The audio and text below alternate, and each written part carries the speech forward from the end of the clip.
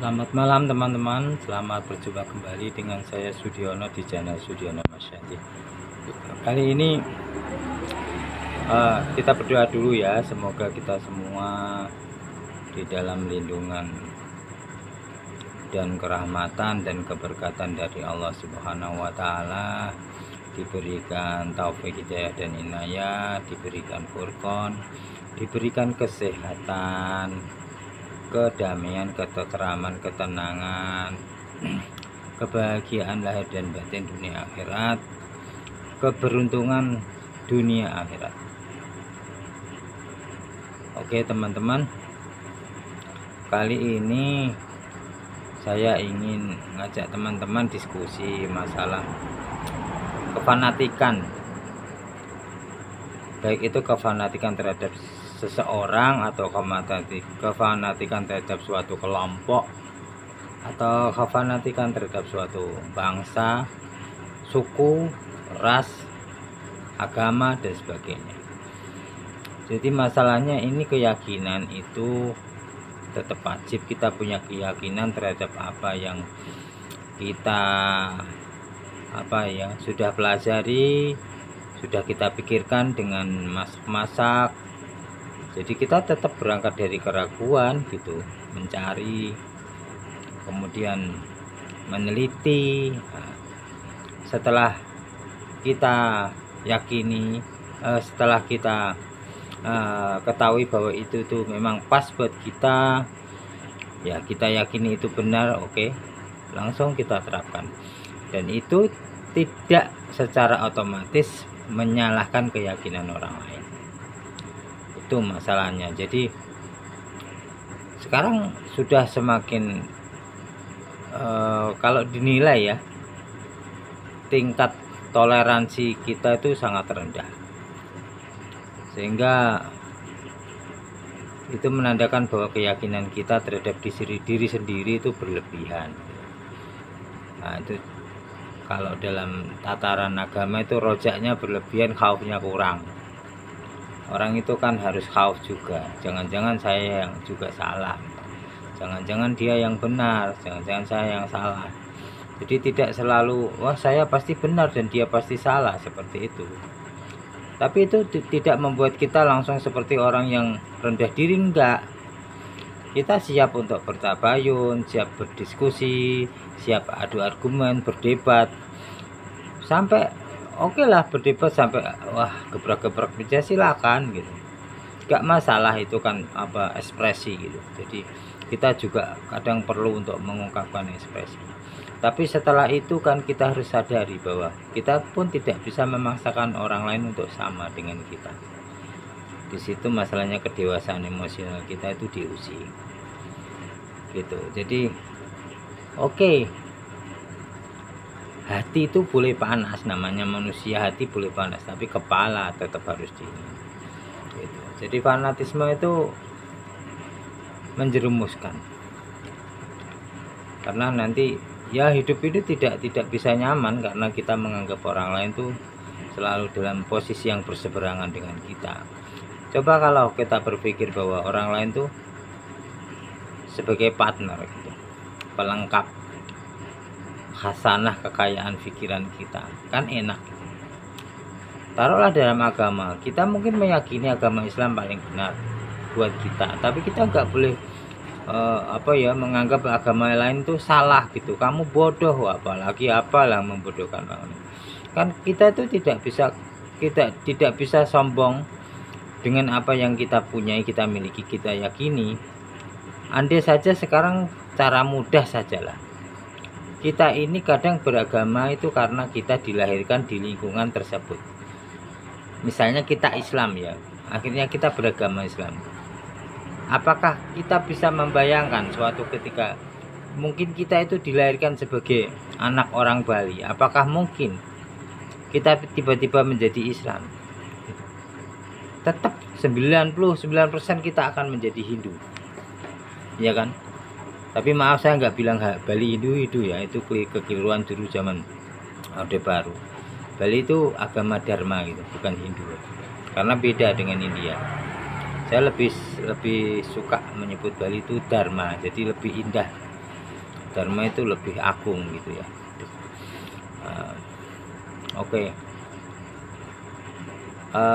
Jadi terus di lingkungan Islam sendiri nanti kita ada NU, ada Muhammadiyah, ada MTA, LDI, ada apa, kita mungkin boleh panas lah lihat orang omongannya, apalah ibaratnya orang-orang yang dari seberang misalnya gitu mengharamkan ibadah kita, membid'ahkan dan sebagainya, tapi kita tetap harus flashback lagi ke apa ya, hakikinya memang kita itu sama Allah dibikin berbeda, karena Allah nanti akan menilai siapa di antara kita yang pandai bersabar gitu. Jadi karena kita menganggap mereka itu bukan musuh tapi saudara. Lah saudara itu beda pendapat biasa gitu. Makanya saya juga punya teman akrab orang-orang dari beda aliran tuh biasa. Dan saya biasa memanajemen pembicaraan saya, bagaimana saya itu tidak menyinggung. Kadang-kadang kita juga bicara yang konstruktif sampai kita itu lebih sensitif gitu, pernah gitu, sering bahkan gitu. Kita ngomongin kelemahan pahamnya dia, sering gitu, tanpa menyinggung perasaan dia. Karena kita harus pintar-pintar mengemas kata-kata ini, diantaranya dengan cara mengungkapkan kelebihannya. Jadi kita ungkapkan dulu kelebihan dari aliranmu tuh ini. Tapi kelemahannya ini gitu. Coba misalnya kelemahan ini bisa kalian hilangkan. Enak kan gitu. Jadi dia nyadari kalau kita itu adil. Nah, ketika dia sudah menyadari bahwa kita adil, maka tidak ada namanya prasangka. Sudah percaya dan akhirnya kita berteman bertahun-tahun biasa. Itu. Jadi terus di lingkungan NU sendiri juga banyak kan NU apa namanya progresif, NU tradisional, ya kan, NU yang liberal kan gitu kan. Nah itu kan banyak, NU garis lurus lah gitu. Memang kalau kita pakainya hati doang ya jengkel kadang-kadang tuh. Orang kok bisa seperti itu ya pendapatnya, pikiran dia kok seperti itu ya. Tapi kalau kita sadari lagi, oh iya ya, saya itu nggak bisa memaksakan orang dengan latar belakang dari lahir sampai sekarang terus kita rubah dream yang ya tidak bisa. Kita beda latar belakang kok. Jadi kita itu cuman bisa menghimbau, pendapat saya begini lah, terserah kamu pendapatmu bagaimana. Kalau memang kita berseberangan ya udahlah, kita saling menghormati gitu kan, nggak bisa kan gitu. Jadi kejelekannya itu adalah bukan pada perbedaannya tapi ketidakdewasaan kita gitu. Nah ini ada salah paham lagi, kadang-kadang kita itu ada lagi yang salah paham, dimakan mentah sama seperti itu. Misalnya gini, ada kelompok A, kelompok B, kelompok C, kemudian kelompok B itu menjelek-jelekan kelompok A. Kemudian kelompok A itu membela diri lah. Membela diri ini kalau dari kelompok B itu ada beberapa orang gitu. Di antaranya itu mereka itu enggak menyadari keadaan itu. Seolah-olah yang dipandang cuman kelompok A ini menyerang B, padahal sebelumnya kelompok B sudah menyerang A, padahal A ini membela diri. Gitu loh. Karena kan kita juga itu ya, apa yang namanya mengutamakan kerukunan, tapi membela diri juga wajib. Kalau kita diem aja dirasa dia terus membuli kita, yang itu membahayakan buat, misalnya saya pemimpin di suatu kelompok, kemudian ada kelompok lain membuli kelompok saya, kok saya diem aja gitu tanpa apa namanya koordinasi dengan seluruh anak buah saya, kan nggak bisa. Saya tetap harus meluruskan. Nah meluruskan ini jangan berlarut-larut, cukup sekali dua kali kelihatannya nggak ada penyelesaian, tanya jawab kok udah mulai debat kusir, tinggal. Nah itu masalahnya, tinggal. Jadi ada batasan yang memang relatif, tapi kita sendiri harus tahu gitu kapan kita berhenti. Nah, saya ambil contoh gitu ya, misalnya Kalau fanatik itu begini, sebetulnya kita kan kembali ke tadi masalah fanatik, bahwa kita merasa yakin benar gitu, dan merasa bahwa yang memimpin kita, guru kita, atau semua orang tua kita pasti benar. Itu kelirunya di situ kan. Nah ini misalnya saya ambil contoh, dulu Gus Dur itu pernah menandatangani SDSP, ya kan.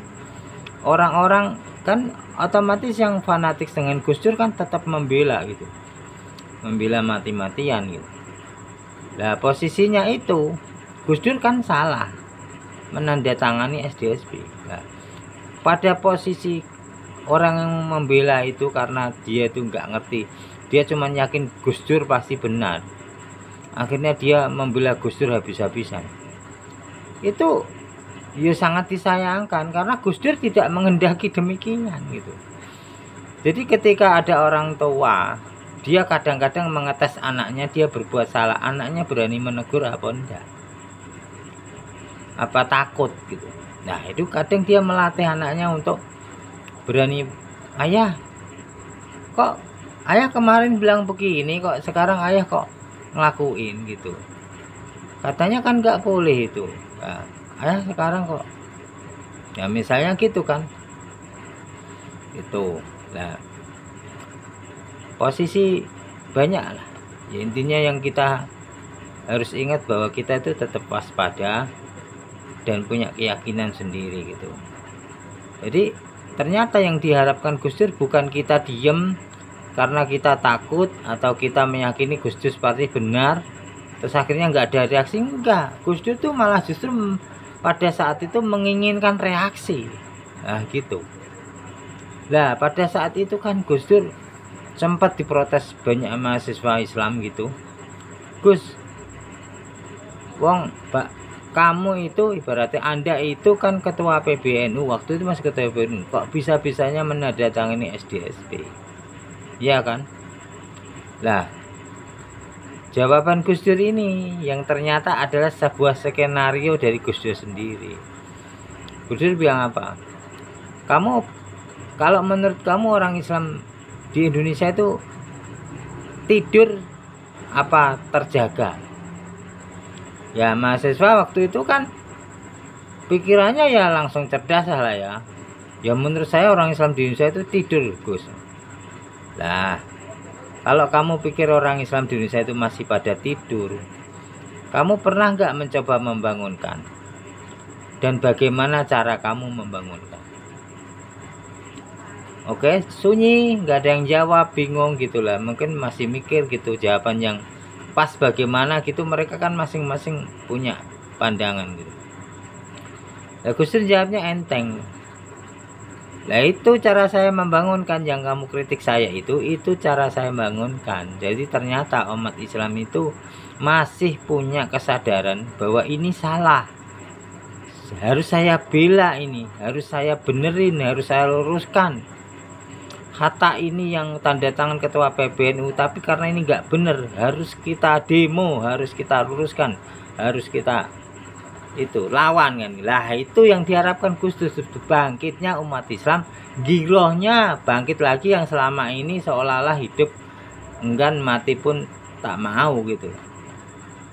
Jadi dibangunkan Gus Dur, dibangkitkan kemarahannya, akhirnya girohnya muncul.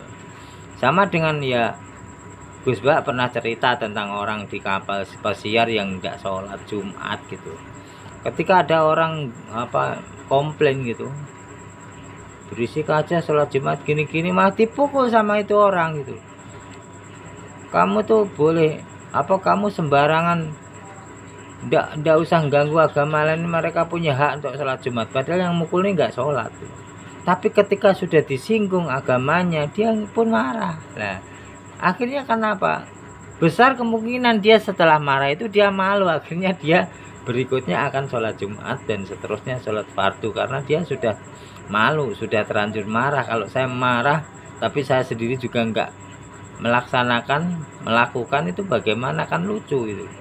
Nah itu jadi akhirnya, tapi di dalam kasus di kapal pesiar tadi itu bukan kesengajaan ya, tiba-tiba begitu, dan istilahnya bisa dibuat analogi.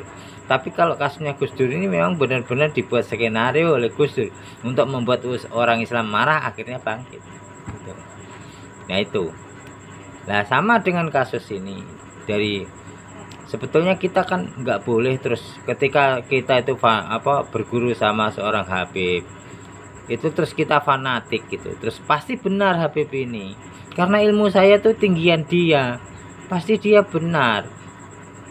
Loh, siapa yang bisa menjamin gitu bahwa orang itu selalu benar?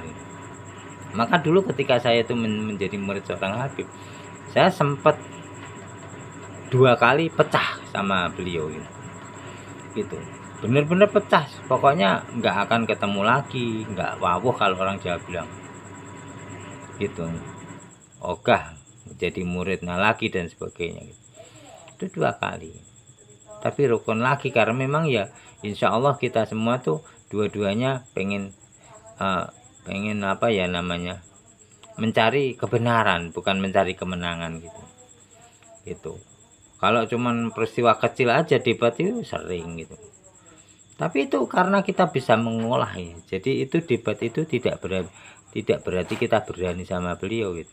Nah, akhirnya kan ketika kita pun debat, beliau sudah memutuskan pokoknya ini, ya udah saya ngikut dulu gitu. Kalau memang itu hal yang tidak prinsipil gitu, saya ngikut dulu karena saya juga berpikir bahwa bisa jadi saya yang salah gitu. Tapi itu kan bukan proses diam gitu, proses yang selalu aktif gitu, proses yang selalu menjadi dan menjadi. Nah gini. Nah sekarang ini untuk para mukhibin lagi, kalian harusnya kan begitu.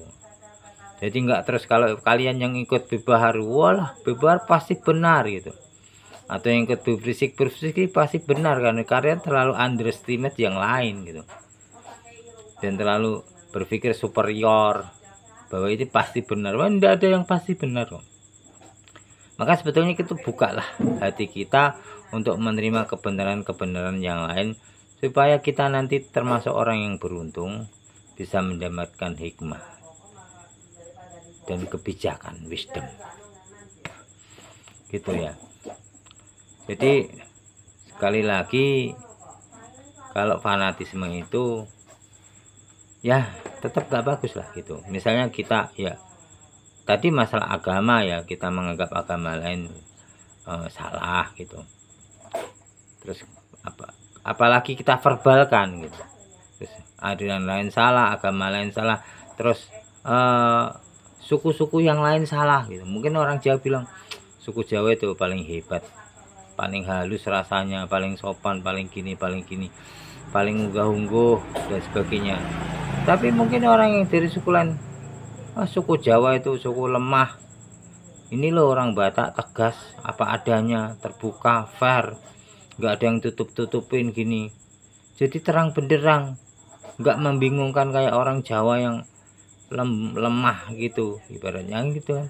Nanti orang Kalimantan bagaimana lagi, orang Papua, orang semua gitu, kalau memikirkan hanya kelebihannya saja, nggak mikirkan kekurangannya, ya tetap kita nggak akan bisa ketemu gitu. Orang Sunda, orang Jawa, tetap masing-masing punya kelemahan dan kelebihan gitu. Jadi nah, karena istri saya orang Sunda, maka saya juga alhamdulillah gitu belajar orang Sunda itu bagaimana, dan istri saya belajar orang Jawa itu bagaimana gitu. Nanti dengan bangsa gitu kita Indonesia itu bangsa yang besar gini, nanti kita juga merendahkan bangsa Malaysia ya kan, merendahkan bangsa Thailand dan sebagainya, kita rendahkan kok begini Indonesia ini loh luar biasa gini. Aduh, kemarin kan ada kasus netizen pada bantah-bantah masalah bahasa Indonesia itu lebih beginilah, nanti orang Malaysia begini, alah ya itu ya nggak selesai gitu. Makanya saya itu senang sekali kalau ada pernikahan antar bangsa itu. Sekarang ini lagi tren ya, orang Indonesia menikah dengan orang Rusia, orang Jerman ya kan, orang Australia. Wah, banyak sekali. Wah, senang sekali, saya senang sekali gitu. Dulu saya juga pengen menikah dengan orang Australia. Pengen ya, agak ada teman kan kerja di sana, rencana juga pengen wah nyusul ke sana. nanti menikah dengan orang sana gitu, jadi wah keren gitu. Hanya dikabulkan dengan orang Sunda gitu. Artinya gini, nggak semata-mata cari kerennya, tapi memang saya itu punya jiwa yang senang senang menyatukan dua perbedaan. Maksudnya menyatukan tuh mengumpulkan gitu, bukan menyamakan ya. Menyatukan itu artinya ya menjadi kuat dua perbedaan itu. Jadi kita tertantang untuk memahami orang-orang yang berbeda dengan kita, itu tertantang, senang sekali gitu. Jadi saya tuh nggak ada niat untuk menikah dengan orang Jawa, tapi ya nggak terus saya nggak mau pokoknya, nggak gitu. Cuman saya lebih cenderung misalnya dulu sering punya pacar ya orang-orang dari suku lain, karena memang pengen mempelajari gitu hal-hal yang berbeda dari yang saya punya gitu ya. Alhamdulillah gitu loh, jadi memperkaya khasanah pemikiran kita gitu. Jadi tolong teman-teman, ini lagi hangat-hangatnya konflik antara Bani Wali Songo dan Mbak Nawi, monggo disikapi dengan bijaksana gitu. Ya saya sendiri tetap punya prinsip bahwa keturunan Rasulullah yang asli itu adalah keturunan Wali Songo. Karena saya juga merasa aneh orang-orang kok wong Wali Songonya bisa menerima, Mbak Alawi sendiri kan termasuk Lutfi bin Yahya kan menerima bahwa Wali Songo itu keturunan Rasulullah, walaupun dia mengakuinya dari Jarul Azomat kan ternyata kan dari Musa al-Kazim gitu. Jadi nah, perbedaan itu gitu. Tapi intinya kan mereka mengakui, para habaib ini, bahwa Wali Songo keturunan juga dari Rasulullah, bahkan mungkin lebih valid gitu, lebih meyakinkan. Tapi ini para mukhibin lucu gitu loh. Lah kalau Wali Songonya itu diterima secara sah dan meyakinkan sebagai keturunan Rasulullah, kenapa anak turunnya enggak? Bahkan kalian tuh lucu mengatakan gerombolan Fuad, gerombolan Imat, kan lucu itu loh. Nah itu mereka semua kan punya darah dan DNA-nya sudah dites di 6 negara. Silakan kalau mau cek ya silakan. Nah kalau saya ya nggak punya datanya. Saya itu orangnya kan kalau premis-premis itu udah terkumpul, kemudian ada kesimpulan, ya sudah, saya nggak peduli harus tahu detailnya. Saya kan nggak mau jadi ilmuwan. Kan saya punya pekerjaan, saya sibuk gitu. Ngevlog aja ini sudah lewat jam 10 baru bisa ngevlog, jam 11 baru saya ngevlog karena dari pagi saya sibuk. Kayak gitu terus kalian menuntut saya untuk punya semua datanya dengan lengkap, ya enggak lah. Kalau kalian memang dikasih hidayah oleh Allah kan kalian cari sendiri kan menemukan. Kalau enggak ya silahkan. Saya juga tidak mengatakan kalian tuh orang yang sial atau bagaimana.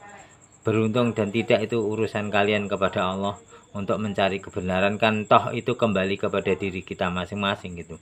Kita hanya membuat vlog itu untuk membuat edukasi. Kalau kalian tidak suka ya silahkan gitu. Jadi kembali ke tadi gitu. Jadi kita oke lah, kamu beda pendapat ya monggo silahkan. Kalau kamu meyakini habaib itu yang asli Rasulullah kan sudah nyatanya sudah bertahun-tahun, ya silahkan kalau dasar pemikirannya seperti itu gitu. Kalau saya kan enggak, saya itu orangnya progresif gitu. Jadi selalu ketika ada hal yang baru saya tetap uji gitu. Jadi enggak saya menolak gitu kan. Dulu saya pernah ini cerita yang mungkin tidak ada hubungannya secara ceritanya, tapi logikanya masuk. Dulu pernah, ini agak seperti kayak hikmah ya. Rambut saya itu pernah diambil oleh orang ahli hikmah, dia punya banyak murid gitu, diambil. Terus rambut adik saya diambil. Nah adik saya itu ketika dihantam dengan kekuatan itu sama murid-muridnya, itu ketolak gitu, nolak gitu. Dari rambutnya adik saya ketika dihantam itu nolak, gitu, nolak. Tapi ketika rambut saya dihantam, enggak nolak saya. Tapi ketika semakin ditekan, dia berputar, gitu. Jadi semakin tenaga kita paksa untuk menghantam rambut saya itu, ini murid-muridnya itu tangannya berputar gini. Artinya apa? Ya saya nggak merasa narsis ya.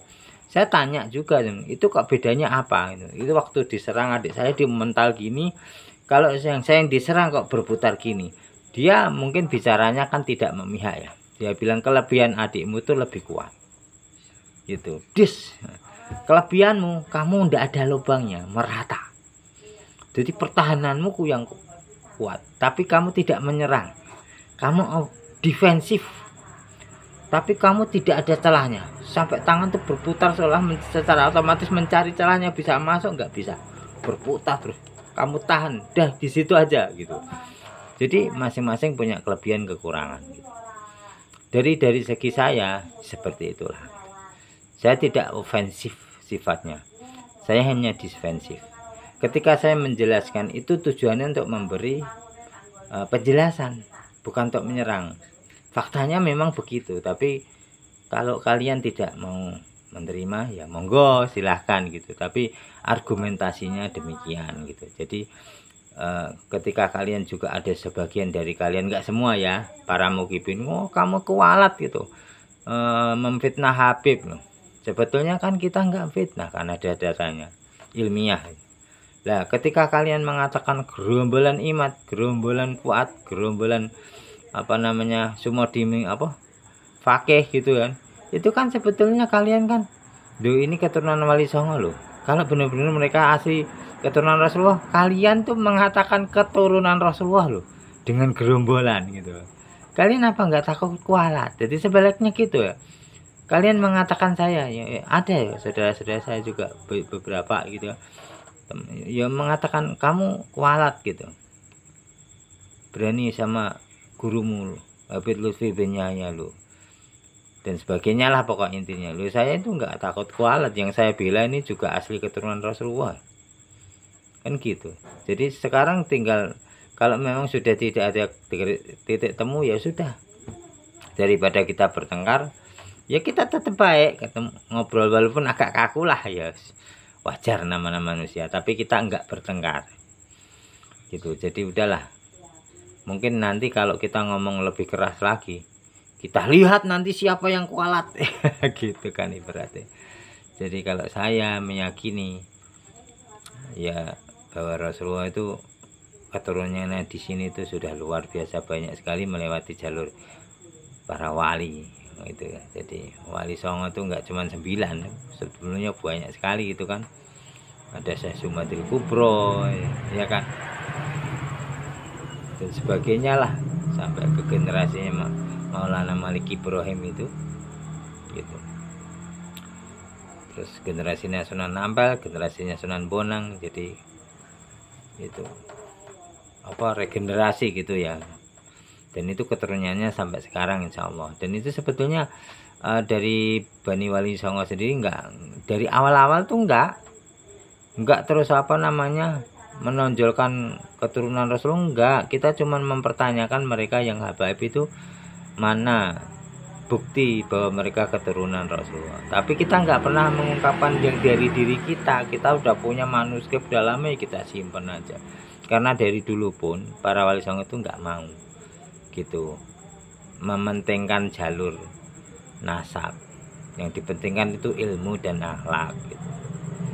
Lah kemarin tuh gara-gara kita keluarkan semuanya karena ada tantangan dari Rabita Alawiyah itu, ada tantangan tes DNA loh. Tes DNA sebetulnya tantangan dari Rabita Alawiyah, bukan dari Wali Songo. Jadi ini diputar baliknya fakta. Coba lihat video-video sebelumnya. Dari kemarin-kemarin yang nantang tes DNA itu Habib Rizik, Taufik Asegaf gitu, nantang tes DNA. Bahar lo kali tes DNA dong. Kalau memang ngaku-ngaku keturunan Rasulullah, masih punya Wali Songo tuh jalur perempuan kok, ngaku-ngaku keturunan Rasulullah. Kalau ngaku ya, kalau memang masih ngeyel tes DNA lo, mereka semua dulu kok gitu. Aku sendiri kadang bingung dengan para mukhibin, kenapa kan mereka tuh nggak pernah lihat, apa nggak mau lihat gitu loh. Videonya banyak sekali itu. Awal-awalnya itu mereka yang menantang. Akhirnya ketika Wali Songo menjawab tantangan itu, Bani Wali Songo menjawab tantangan, dikatakan mereka mau ngerebut nasab lah apalah gitu kan. Oke, lakum dinukum waliyatin lana a'maluna walakum a'malukum. Selesai. Jadi kita tidak pernah punya pikiran untuk lebih represif atau revolusif, enggak. Kita maunya evolusif gitu, persuasif, evolusif ya. Jangan pernah mengira kita itu orang yang kontra revolusioner, enggak, terlalu mahal, pengorbanannya terlalu mahal. Jadi biarlah masyarakat yang menilai. Semoga saja tidak terlalu lama kesadaran itu tumbuh di masyarakat untuk membedakan mana yang sebenarnya benar, dan setelah itu ada rekonsiliasi gitu ya, terus ada asimilasi gitu ya. Oke, sampai di sini teman-teman, semoga ini bermanfaat buat kita semua. Salam sejahtera, Om Swastiastu, Rahayu, Rahayu, Rahayu, salam, salam, salam, santi, santi, santi, Rahayu Sagung Indumati. Wassalamualaikum warahmatullahi wabarakatuh.